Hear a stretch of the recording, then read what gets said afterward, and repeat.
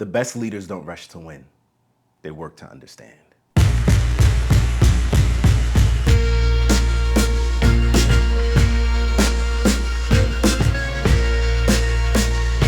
Hey, tell me more. Welcome back to Tell Me More with me, CJ Quartlbaum. Tell Me More exists to help bridge the gap in our intergenerational workplace dynamics, build better leaders, and ultimately to prepare for the future. Today, we're going to talk leadership. Very specifically, we're going to talk about leading through change. If you're a new leader in an organization, or maybe you've stepped up into a role at a place that you've already been, you might be wondering, what's the best way I can lead this team? Let me help you. Taking on a new leadership role can be a daunting task. You're coming in with the recognition that some things need to change. Otherwise, they wouldn't be bringing in a new leader. And you might even have some pressure to come in and shake things up, hit the ground running. You know, I supremely hate when people say you need to hit the ground running. And I'll tell you why in a little bit, so keep watching this video. But maybe you're coming in with your own internal pressure and you're thinking to yourself, man, I gotta come in, I gotta make waves, I gotta make a splash. And there is going to be a pressure there, a pressure to come in and make the big move right away. But the best leaders don't rush to win. They work to understand. I'm gonna tell you why this is important. Because the greatest attribute a leader can exhibit is patience. You gotta get a lay of the land. You gotta understand what's going on here. And sometimes that rush to make the big move right away because you've got all of your ideas and all of your feelings might lead to short-term success and hurt your long-term gains. You might be tasked with leading through structural, organizational, cultural, maybe even strategic change. And the truth is, what is prepared before you, it's going to require some work. It's going to require patience on your end. Change happens. It's a part of life. There's layoffs, there's restructuring, there's mergers. All of those things happen. And if you live long enough or work anywhere long enough, you know change is often inevitable. It is what we do as leaders in the midst of that change that determines everything. Because people aren't just watching you. They can feel what's coming out of you. They're going to be the ones who feel what happens as a result of your decisions. And if you're new entering an organization, people are looking and they're asking, can I trust you? Do you see me? Do you know how things work around here? How do I know that I am safe under your leadership? Remember, one of the core tenets here at Tell Me More is this belief that psychological safety in the workplace will always produce the best results. It is your job as a leader, taking over somewhere new, to create an atmosphere of psychological safety. The reality is, you only get one shot at a first impression, and it lasts. So if your leadership is starting from a place of ego and misplaced urgency, you might end up blowing it. Misplaced urgency comes from a loud inner voice, sometimes outer voice, saying you need to establish dominance early, set the tone, hit the ground running. You know what this place needs. You just need to come in and do it. It's quite possible you have the answers. It's quite possible you can come in with a domineering attitude and get everything that you want to get accomplished. But the real question is, will you win this team? Will these people trust you? Will they see you as the leader that they can follow, as the leader they want to follow? Now consider this for a moment. Leadership isn't done in a vacuum. Those people around you, those people working with and for you, you are going to need them for success. And what we often don't realize is there's a team that hires us, right? You go through the interview process and you probably meet with 1, 2, 3, 4, 5 people. I've interviewed in places with 5 rounds and 20 people, and yet there are people who are not in those interviews who are the true stakeholders, who are the true heartbeat of the place. And those people, if you lose them early, they tend to be that magnet that draws everyone in and pushes everyone away from you because you came in too quick with too much energy without taking the time and the moment to understand where you are, who are the formal and informal players. Because titles are one thing, but we all know that there are those people who work behind the shadows, who are the heart and soul of the team, who are the informal leaders that you also need to win. You have to slow down to lead well. A general rule of mine when I walk into a new place is I stay quiet for the first 6 months to a year. And now it's different depending on what you're walking into and what the expectations are, but there should always be a period of observance. Sit back, get a feel for the full life cycle, for how things change with the season. Listen to people, get to know them, learn who the formal and informal players are, learn the culture of the place, learn what the pain points are, learn what makes people tick, what's frustrating them. New leaders bring a certain tension with them, and people will wear a mask around them. So I want to wait. I want to see what people are like once they're comfortable, once they've recognized I'm not a threat, or they've just grown tired of playing a role and their real selves come out. But you can only do that if you can exercise patience. And really, you can only do that if you're not in one of these high pressured places that are telling you that you need to come in and make change today, right now. But in reality, most of us are not in that place.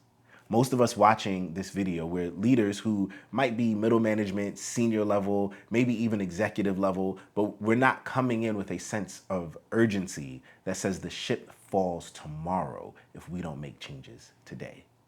Which means we're all in a position, or most of us are, where we can exhibit patience, where we can wait, observe, and report. This observation period is so important because as a new leader, you're coming in with a new vision. And when you have that vision, there are questions that are going to need to be asked. Who's going to embrace this vision? Who's going to reject it? And then those who reject it, what are they protecting by rejecting my vision? The only way you're really going to get those answers is with time. It's with paying attention. It's with observing who's coming close to you, who's keeping their distance, who's pushing back on a lot of ideas, who's been there for a long time and maybe is suffering from what is known as the Einstein effect, where they think there's only one way to do things. And you coming in with this different vantage point might upset all that they know. Leading through change requires listening through change first. My challenge to you, if you're watching this video, is because I don't think it's ever too late. So over the next 60 days, slow down, take some time. Schedule one-on-ones with all of the key players, formal and informal. Solicit their feedback, make them feel heard, and don't implement any changes until you've heard from 80% of the team. Because you're trying to get a feel for things. You're trying to get a pulse on the culture, on what's happening. And this is not timidity. This is wisdom. I think too often we confuse moving fast and loud with confidence. We confuse charm and charisma and we conflate that with effectiveness. In reality, the best leaders exhibit a level of patience that gives people room to operate and to grow and gives them the ability to see what's really happening around here. Far too often, I deal with leaders who are so disconnected from what's happening on the ground that they wonder why there's so much resistance to their vision, and it's solely because they have not taken the time to hear from or learn their people. Team success requires team buy-in. It requires understanding the team. You as the leader, I cannot say this enough. It's not all on you. Success rarely ever lays at the feet of a leader, but failure can. And one of the ways in which we show up in failure is by showing up new and thinking we have the answers and ignoring everyone around us. You know, this is a problem we see in sports all the time. Matt Ishbia buys the Phoenix Suns a couple of years ago, and because he has that new owner syndrome, he needs to go get a new shiny toy, and he goes and trades for Kevin Durant. Fine. But he gave up like 6 first-round draft picks for Kevin Durant. Gave up a guy in Mikal Bridges who I'm a Knicks fan, so I'm a ride for Mikal for as long as he is in blue and orange. But this was a guy who could average 25 points a game. He was so intent on making a big move that he didn't consider the team chemistry. Can Kevin Durant and Devin Booker fit together? If we're giving up everything now, does this hurt us in the future? Kevin Durant is in his late 30s, and as someone in his late 30s, I understand the sun is setting soon for high level hoops. Now, I plan to play into my 60s. We can talk about that in the future portion of this podcast, one of those episodes. But is it worth giving up everything for the short term gain? And the answer, as we found out, was no. Because just a few weeks ago, they traded Kevin Durant, along with another 6 draft picks or something like that, to the Houston Rockets. They picked up some good young pieces in the process, but you have to wonder, had they kept their core, had Matt Ishbia just waited a few minutes, got some observation, maybe even a full season to just see how things are going, maybe things could have turned out differently. And maybe in this draft, which was pretty good, and in the next draft, which is also pretty good, they could have gotten the future player they needed who would be with them for the next 15 years instead of the probably 5 they would have gotten from KD had he stayed there the whole time. This is also my ESPN audition tape in this moment. So if anyone from ESPN is watching this, hey. But shifting gears, we also see this in places like the WWE. You guys know I'm a big wrestling fan. A couple of months ago, they fired R-Truth. I get it. This man in his 50s doesn't get a lot of screen time. What they didn't expect was the backlash. See, WWE also has a new ownership group. About 2 years ago, they were bought by TKO Holdings, the same people who own the UFC. So they go and they're doing a lot of budget cuts, a lot of roster releases, and they let this guy go. They've let people go before. People are upset, not that big of a deal. But the outpouring that they got online and in the locker room made them realize, I don't think we fully understood what this man meant to everybody. The heart and soul that he is, the heartbeat. He's not just comedic relief, but he's someone who is a locker room leader. And so they brought him back. And I hope they brought him back. I hope for his sake that he came back at just a little bit of a higher number, maybe with a little more creative control, because now you recognize my value.